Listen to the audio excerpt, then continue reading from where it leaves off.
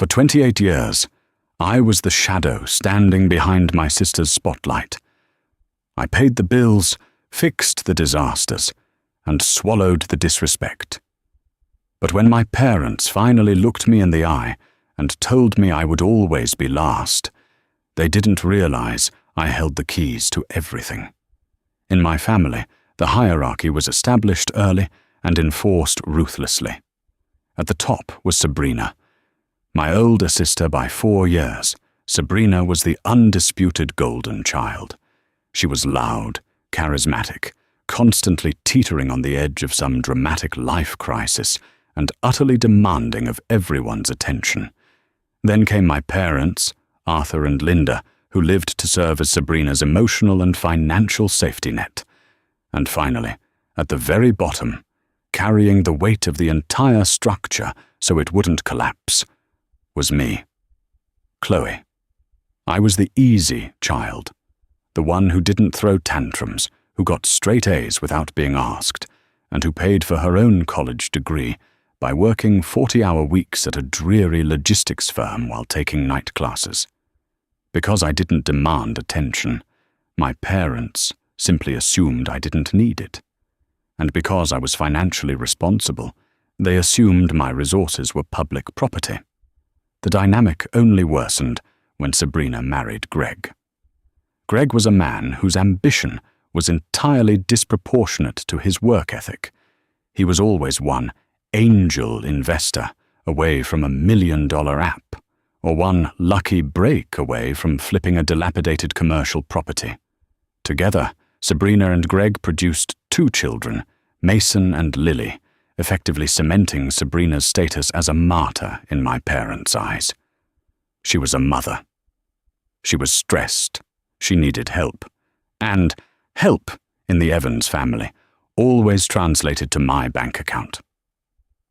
By the time I was 28, I had built a highly lucrative career as a senior underwriter for a major commercial insurance firm in Chicago. I lived modestly, invested aggressively, and had a net worth that would have given Greg a stress-induced aneurysm if he ever found out. But I kept my wealth quiet. I drove a 5-year-old Honda and lived in a tasteful but unassuming townhouse. I knew that if my family knew exactly how much I had, the requests would turn into demands, and the demands would turn into guilt trips. Still, I did what I thought was right. When my father, Arthur, was forced into early retirement due to a mild heart condition, and my mother, Linda, claimed her pension wasn't enough to cover their living expenses and property taxes, I stepped up. "We just don't know how we're going to keep the house, Chloe," my mother had wept over the phone 2 years ago, her voice trembling. "Your father is so proud. He'd die before he asked you for anything." He wouldn't, actually. He just made my mother do it. I didn't hesitate. I loved my parents, despite the blatant favoritism. I set up an automated transfer of $2,500 on the 1st of every month into their joint checking account. It was designated specifically for their mortgage, their utilities, and my father's out-of-pocket medical expenses. I also handled the major repairs on their aging suburban home. A new HVAC system here, a roof repair there.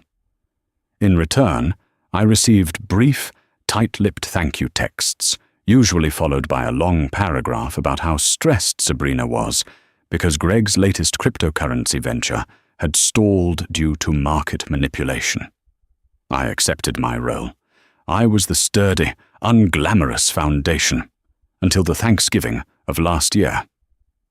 I had spent 2 days preparing a massive dinner at my parents' house. I bought the organic turkey, the expensive wines, the artisan cheeses. I cooked, I cleaned, and I set the table. Sabrina and Greg arrived 2 hours late. Sabrina walked through the door holding a single, slightly bruised, store-bought pumpkin pie, looking as though she had just traversed the Sahara. "I'm so exhausted," Sabrina sighed, dramatically dropping her designer coat onto the back of a chair I had just wiped down. Mason had a meltdown in the car, and Greg is just so stressed about his new startup. We almost didn't make it. My mother rushed forward, practically throwing her arms around Sabrina. "Oh, my poor baby. You work so hard. Greg, let me get you a beer. Sit down, both of you. Chloe has everything handled." During dinner, the conversation revolved entirely around Sabrina's children and Greg's brilliant business ideas. No one asked about my recent promotion. No one thanked me for the meal, though my father did compliment Sabrina on the pumpkin pie, calling it the perfect end to a long day. But the real sting came after dinner, as I was loading the dishwasher alone. I overheard hushed voices in the hallway. It was my mother and Sabrina. "Did the transfer go through?" Sabrina whispered. "Yes, honey," my mother replied softly. "I wired it to Greg's business account this morning. That should cover the private school tuition for the twins and give Greg enough capital to get his marketing materials printed. Thank God," Sabrina breathed. "I don't know what we'd do without you and Dad. You guys are literal lifesavers. Greg was about to take out another high-interest loan." "Don't you worry about a thing," my mother said, her voice dripping with affection. "You're our priority.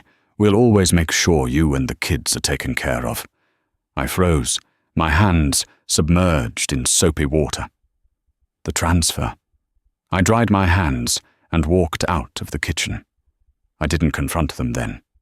I needed facts. The next morning, I logged into the joint account I shared with my parents, the one I deposited their $2,500 allowance into. I had never monitored their spending. I had trusted them. My heart hammered in my chest as I pulled up the transaction history. For the past 18 months, almost every single dollar I had deposited for my father's heart medication and their mortgage had been immediately transferred out via Zelle or wire transfer. The recipient, Gregory Miller, Sabrina Evans, Oak Creek Private Academy. They weren't using my money to survive. They were using my money to fund Sabrina's luxurious lifestyle and Greg's delusions of grandeur.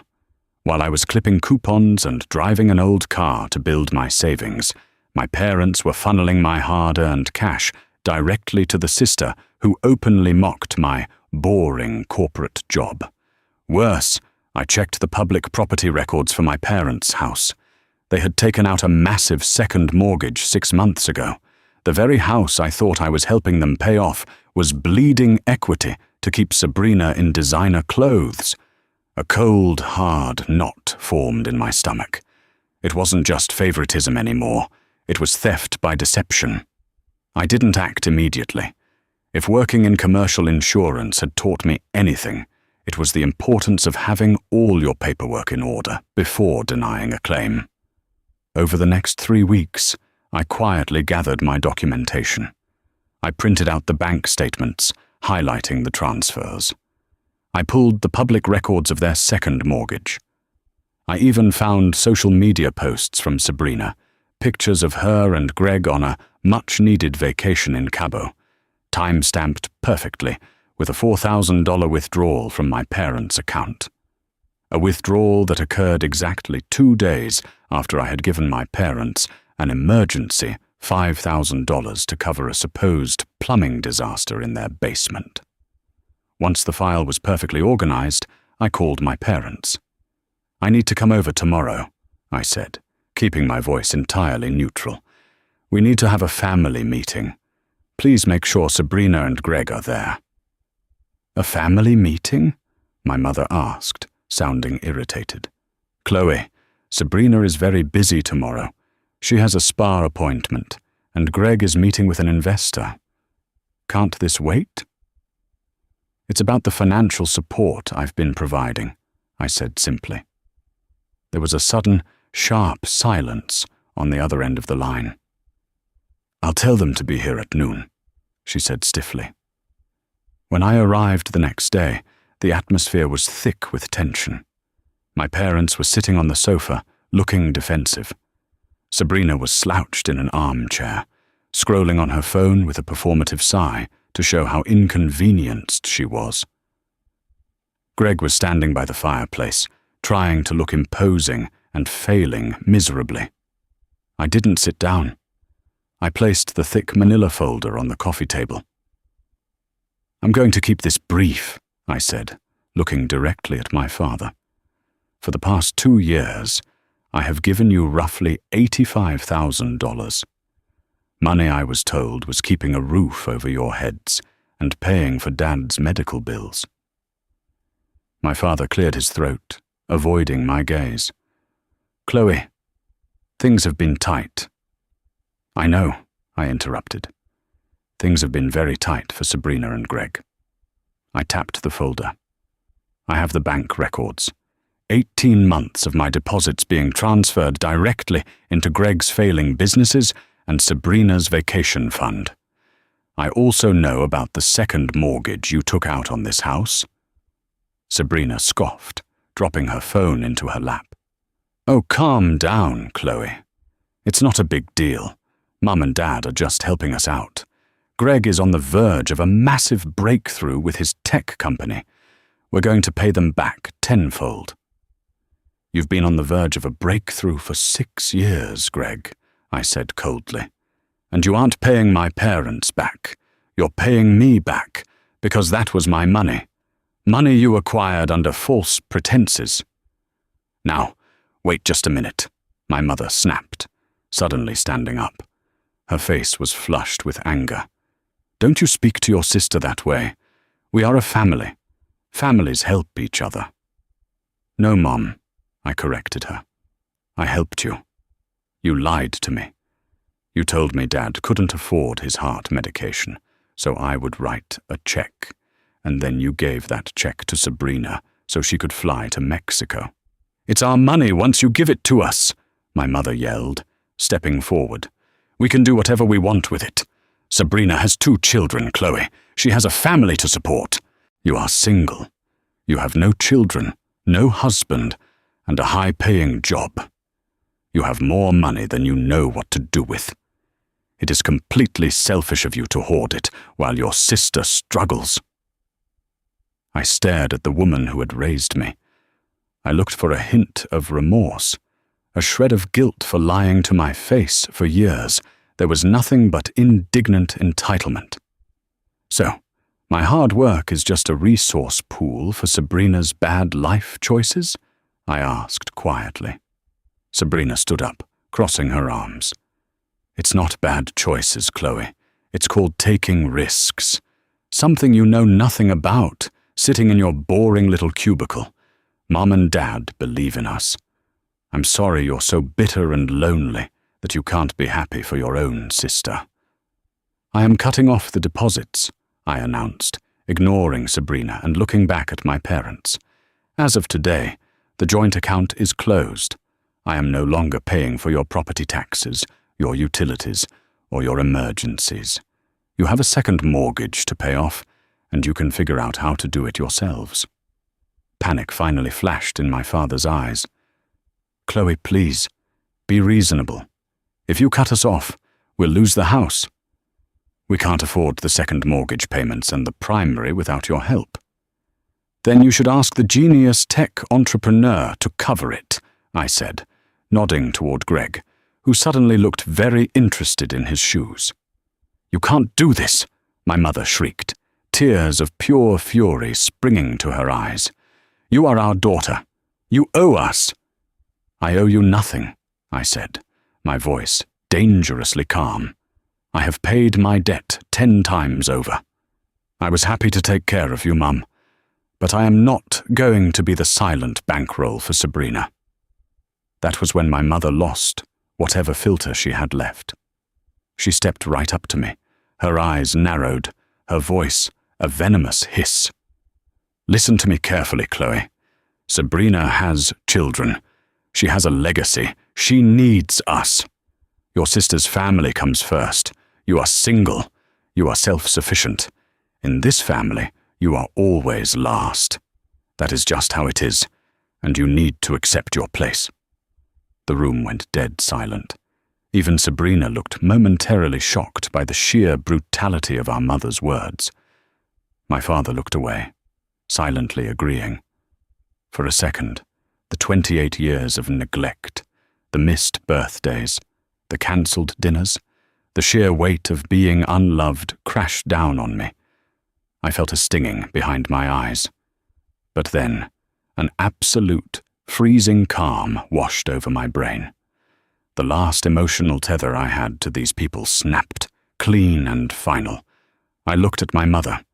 I didn't yell. I didn't cry. I just offered a small, terrifyingly serene smile. "Good to know," I said. I picked up the manila folder, turned on my heel, and walked out the front door. As I got into my car, my phone started buzzing. It was my mother, likely calling to demand I come back and apologize for my attitude. I blocked her number. I blocked my father. I blocked Sabrina and Greg. When I got home, I opened my laptop. I logged into my banking portal and severed the joint account. I cancelled the auto drafts for their utilities. But that was just the beginning. My mother had told me to accept my place. She thought that meant I would crawl away, lick my wounds, and eventually come back to beg for their breadcrumbs of affection, checkbook in hand. She had severely underestimated exactly how much leverage I held. Because my parents had been so focused on funneling my money to Sabrina, they had completely forgotten the details of the arrangement we made 5 years ago, right before Sabrina got married. The arrangement involving the deed to the very house they were currently standing in. They thought they owned their home. They didn't. And they were about to find out exactly what happens when the person at the bottom of the hierarchy decides to walk away, letting the entire structure crash to the ground.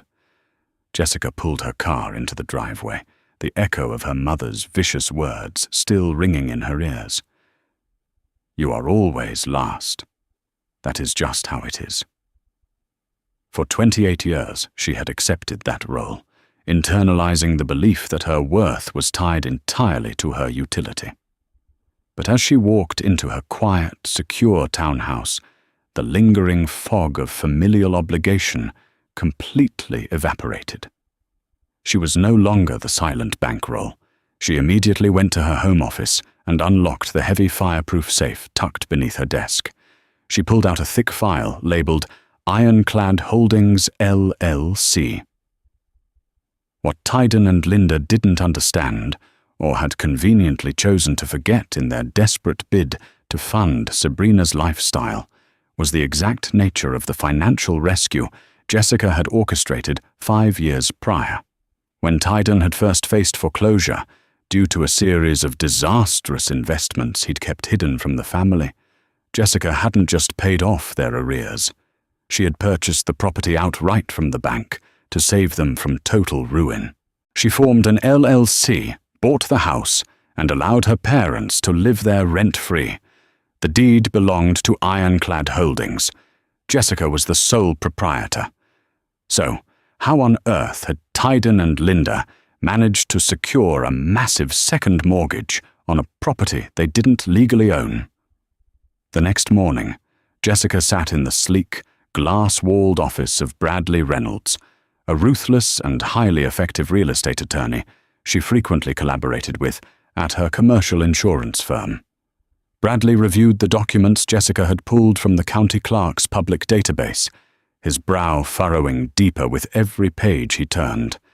"Jessica," Bradley said, taking off his glasses and rubbing the bridge of his nose. "This isn't just a matter of your parents being financially irresponsible. This is a felony." He turned his monitor to face her. On the screen was a scanned copy of a quitclaim deed, filed 7 months ago. It purported to transfer the ownership of the house from Ironclad Holdings LLC back into Tyden and Linda's names. At the bottom of the document, right next to a notary's official stamp, was Jessica's signature. Except she hadn't signed it. They forged your signature to steal the deed, Bradley explained, his voice grim.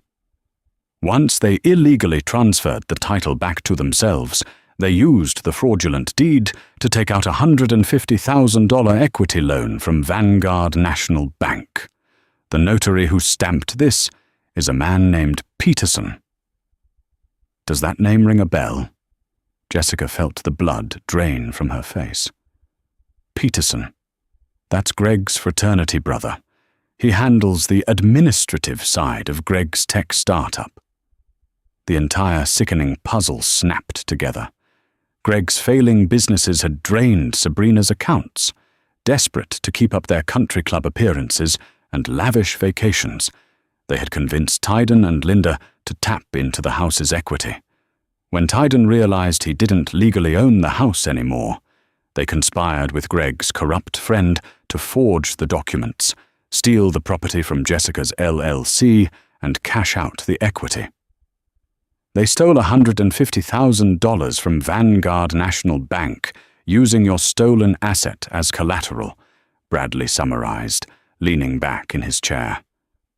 If you do not report this immediately, Jessica, the bank will eventually come after you when they default. You will be held liable for the fraud. A brief, painful memory flashed in Jessica's mind.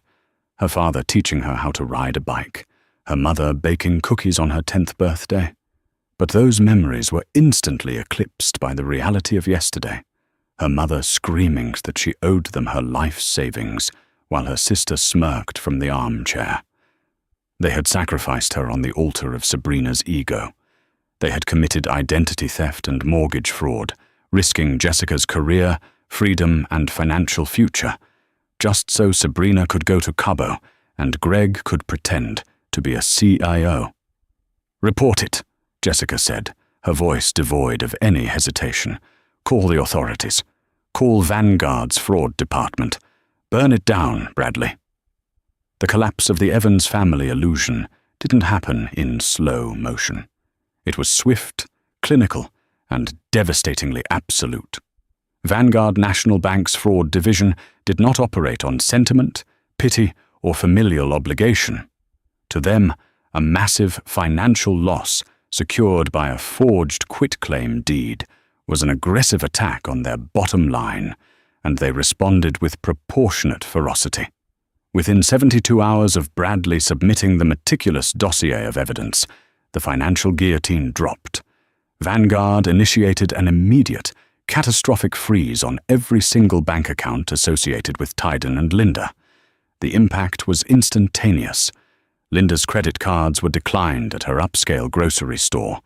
The automated utility payments bounced. The comfortable, upper-middle-class facade they had maintained for decades evaporated in the span of a single Tuesday morning. 3 days later, the reality of their choices arrived on their doorstep in the form of 2 grim-faced, plainclothes financial crimes detectives. Jessica didn't answer her phone when the frantic call started. She sat at her pristine desk in her downtown office, staring at the flashing caller ID, feeling a strange, hollow detachment. Tyden called 7 times in the span of an hour. When he finally realized she wasn't going to pick up, he resorted to leaving voicemails. The audio was a masterclass in the exact hard karma she had anticipated. Jessica listened to them with her office door locked, the sound of her father's crumbling authority filling the quiet room. "Jessica, please pick up. The police were just here. They're talking about forgery and bank fraud. You have to call them and tell them you gave us permission to sign the deed. It was Greg's idea, honey. He swore his new app would launch in 3 months, and he would pay the loan off before you ever found out. Please, you can't let your mother go to jail." In the background of the recording, Jessica could clearly hear Linda wailing, a high, panicked, breathless sound that used to send Jessica running to fix whatever was broken. Now, it just sounded like static. She saved the audio files, forwarded them directly to Bradley to add to the evidence pile, and closed out of her email. She didn't reply. There was nothing left to say. They truly believed she would perjure herself and willingly accept the blame for a federal felony just to keep their toxic family dynamic intact. That realization severed the final, frayed thread of guilt she had been carrying. The investigation did not stop with Tyden and Linda. Financial detectives were remarkably efficient at following money trails, and this particular trail was glaringly obvious. The Vanguard loan hadn't been quietly tucked away in a savings account. It had been immediately wire transferred into Greg's so-called business accounts. From there, it was a straight line to Sabrina's insatiable appetite for status. The detectives quickly uncovered that Greg's revolutionary tech startup was nothing more than a poorly constructed shell corporation. There were no software developers, no angel investors, and no app.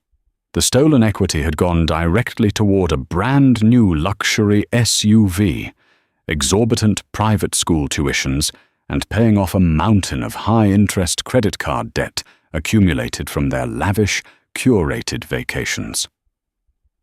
Because Greg and his corrupt notary friend had orchestrated the forgery and transferred the fraudulently obtained funds across state lines, the case inevitably caught the attention of the FBI. Sabrina's perfectly filtered, Instagram-worthy life shattered in spectacular, public fashion. It started with the vehicles, with their accounts frozen and authorities seizing assets purchased with illicit funds. The repo men arrived in broad daylight. Sabrina was forced to watch from her front porch, screaming at the impassive tow truck driver as her neighbors peered through their blinds. Days later, her prestigious country club membership was revoked mid-brunch when her payment method was flagged for fraud. But the ultimate blow came when federal agents arrived at their pristine suburban home to arrest Greg on multiple counts of conspiracy and wire fraud. He was led away in handcuffs, leaving Sabrina completely isolated, stripped of her wealth, her status, and her golden child invincibility. Desperate and destitute, Sabrina tried to retreat to her parents' home, only to discover that Tyden and Linda were facing an insurmountable catastrophe of their own. With the fraudulent quitclaim deed officially voided by a judge, the ownership of the property legally reverted to Ironclad Holdings. Bradley, acting with ruthless efficiency on Jessica's behalf, served Tyden and Linda with an immediate, non-negotiable 30-day eviction notice. On the day they were legally required to vacate the premises, Jessica parked her modest sedan down the street, hidden beneath the shade of a large oak tree. She didn't want a confrontation. She just needed to see it end. She watched through the windshield as the final scene unfolded. There were no professional movers to pack their belongings. They couldn't afford them. Tyden looked like he had aged a decade in a single month. His shoulders slumped as he dragged black plastic garbage bags filled with clothes toward a rented, dented U-Haul truck. Linda was sitting on the front steps, her face buried in her hands, sobbing hysterically. Her entire world of entitlement, built on the back of the daughter she had dismissed, was reduced to the sparse belongings that could fit in the back of a truck. Noticeably absent from the tragic tableau was Sabrina. The golden child was entirely consumed by Greg's impending criminal trial and her own ruined reputation, leaving her parents to face their ruin utterly alone. They had confidently told Jessica she would always be last. But as she watched the U-Haul slowly drive away, carrying her parents toward a cramped, low-income apartment across town to await their court dates, she finally understood the truth. She wasn't last. She was simply the only one left standing. A month later, Jessica officially sold the house to a young, hard-working couple expecting their first child. She took the proceeds from the sale, invested them quietly, and formally accepted a major promotion that relocated her to a corner executive office in London. She left the chaos behind, building a vibrant life filled with people who valued her for who she was, not what she could pay for.